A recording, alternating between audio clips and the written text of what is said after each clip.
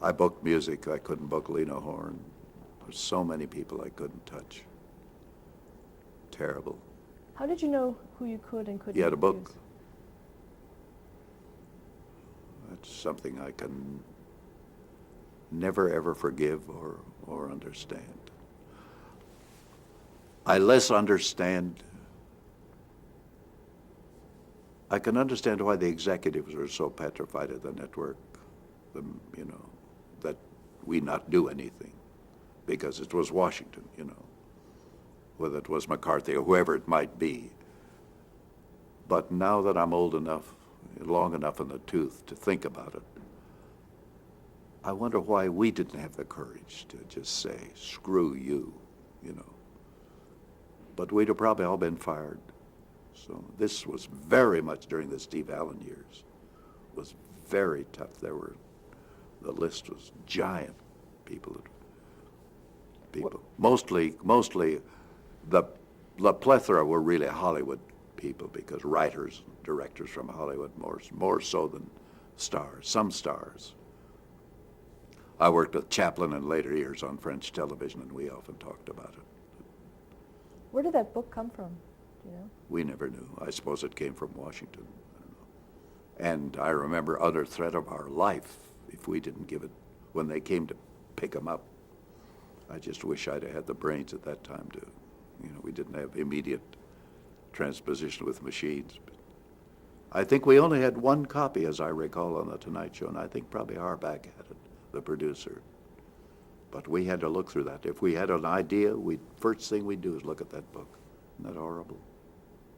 And it was quite a long time, Were you allowed to tell performers why they couldn't go on Never, the show? never.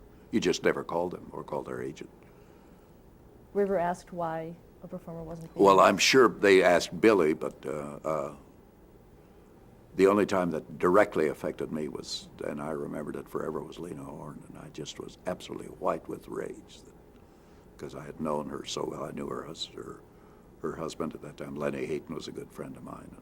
It just absolutely destroyed me. Yeah. But again, I just took it and walked away. Was that list rescinded at once, or how did people manage to come back onto television? It affected much more, I think, the writers. Affected much more the Hollywood people who worked on ideas so far ahead. Television was immediacy then. You had variety shows every week. So I think once the bars, I don't know how the bars were let down, but I'm sure the legal department probably told us, I'm sure. I don't know, truthfully, how that happened.